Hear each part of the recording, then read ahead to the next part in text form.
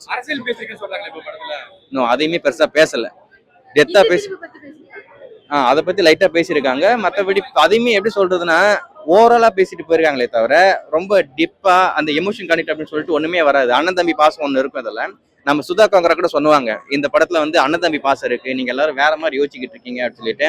ஆனா அதையுமே பெருசா அவங்க காட்டல. ரொம்ப எதுவுமே பெருசா ஒர்க் அவுட் ஆகல அப்படின்ற மாதிரி தான் நான் சொல்லுவேன். என்னை பொறுத்த வரைக்கும் இந்த படத்தை ஒன் டைம் கூட என்னால் பார்க்க முடியல. ஃபர்ஸ்ட் ஹாப்லேயே ஏன்டா வந்தோம் அப்படின்ற மாதிரி இருந்தது. ஸோ சுதா காங்கரா இன்னும் இந்த படத்தை நல்லா பண்ணியிருக்கலாம். அவங்களுக்கு பெருசா எதிர்பார்த்தேன், என்னை ஏமாத்திட்டாங்க அப்படின்ற மாதிரி தான் சொல்லுவேன். அமரன் அளவுக்கு இருக்கா இல்லையா? அமரனா ப்ரோ கால் தூசுக்கு வராது ப்ரோ. அமரன் எங்க இருக்கு, இந்த படம் எங்க இருக்கு? கண்டிப்பா கிடையாது. என்னை பொறுத்த வரைக்கும் சூரரை போட்டிருக்கு ஒரு மிஞ்சி போனா ஒரு 10% என்னமே ட்ரை பண்ணியிருக்காங்க. இது எல்லாமே சொதப்பி தான் வச்சிருக்கானுங்க.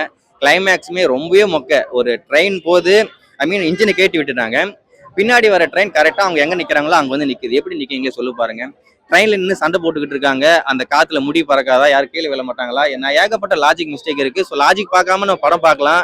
ஆனா இதுக்குன்னு ரொம்ப சூர மொக்கையா இருந்தா நம்மளால ஒன்றும் பண்ண முடியாது. கண்டிப்பா படம் ரொம்ப கண்டமா தான் இருக்கு.